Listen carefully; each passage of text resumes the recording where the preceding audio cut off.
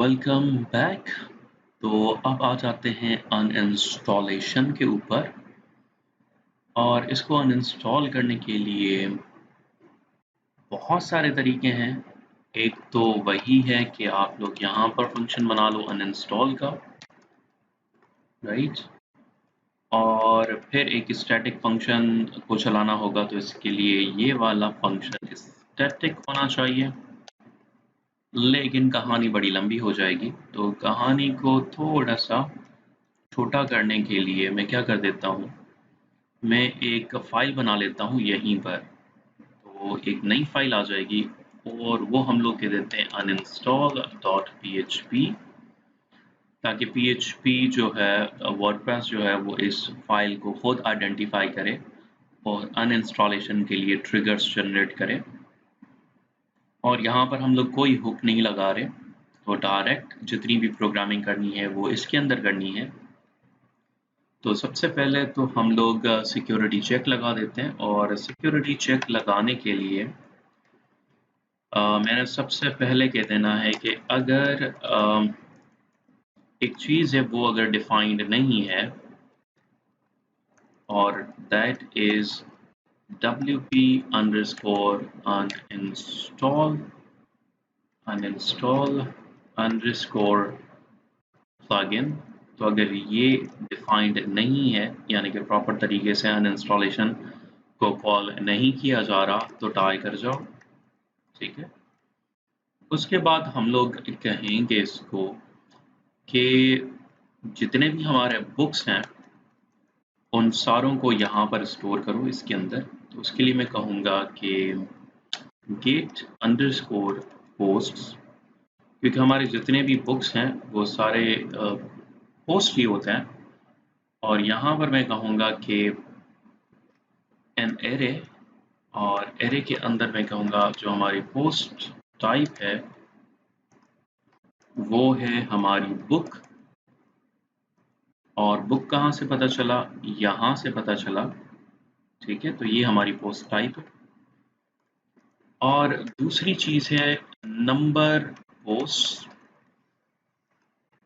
जो कि हमारे होंगे -1, विच मीन्स कि जितनी भी पोस्ट हैं वो सब की सब। और इसके बाद हम लोग इसके ऊपर, क्योंकि यहाँ पर बहुत सारी पोस्ट होंगी, उनके ऊपर लूप चलाना है। तो मैं कहूँगा for each $books as $book, books में से हर एक बुक के ऊपर wp अंडरस्कोर डिलीट पोस्ट। और ये दो आर्ग्यूमेंट लेगा, पहली होगी बुक की आईडी, तो जो करंट बुक इस लूप को मिलेगा वो होगा बुक के अंदर, और उसकी आईडी पे जाने के लिए मैं एरो आईडी लगा दूंगा। एंड देन कॉमा देना है अगर मुझे फोर्सफुली डिलीट करवानी है चीज़ें, तो लाजमन फोर्स डिलीट करवानी है तो मैं यहाँ पे ट्रू कर दूंगा। और यूं करने से हमारी जो सेटअप है वो कंप्लीट हो चुका है बहुत ही ईजीली। और अब अगर मैं इसको सेव करूं, सेव करने के बाद अब मुझे इसको डिलीट करना है। तो डिलीट करने से पहले ना मैं एक और काम कर लेता हूँ, मैं इसकी एक कॉपी बना लेता हूँ। Let's create a copy, right. And मैं इसको पेस्ट कर देता हूँ, और इस कॉपी को मैं नाम दे देता हूँ, let's say Abrar copy, right. और सारी चीज़ें छोटी रखता हूँ, अबरार कॉपी। और इसकी फाइल जो है उसको भी कह देता हूँ अबरार कॉपी, राइट। और यहाँ पर आके मैं इसको नाम भी दे देता हूँ, लेट्स से अबरार कॉपी। और नीचे आ जाते हैं, इसको नाम भी दे देते हैं अबरार कॉपी।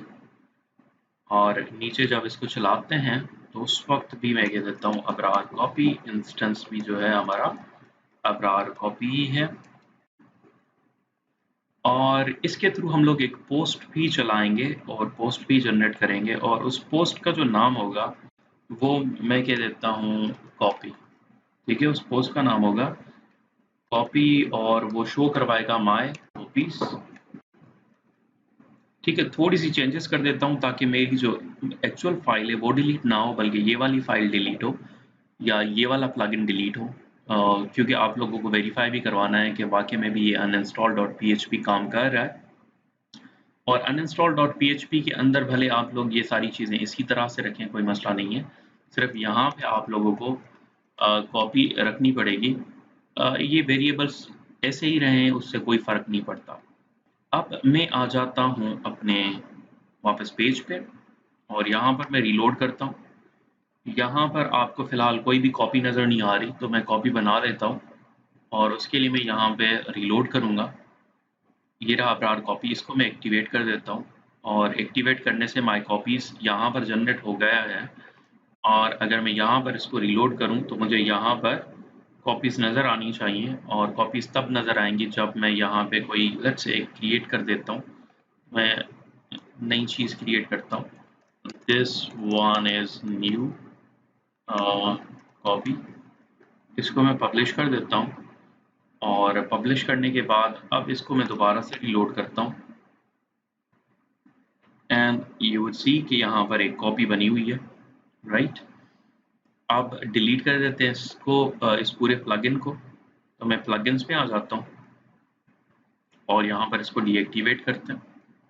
डीएक्टिवेट करने के बाद मैं इसको कर देता हूँ डिलीट और यहाँ से ओके मारता हूँ और यहाँ पर आते हैं। और यहाँ पर आने के बाद इसको हम लोग रीलोड करते हैं और हम लोग ये देखने की कोशिश कर रहे हैं कि ये कॉपी जाता है या नहीं जाता। तो मैं इसको करूँगा रीलोड एंड एज एक्सपेक्टेड तो हमारी जो कॉपी है वो चली जा चुकी है, which मीन्स कि हमारा अनइंस्टॉल जो है वो प्रॉपर्ली काम कर रहा है। So this was it. Thank you very much.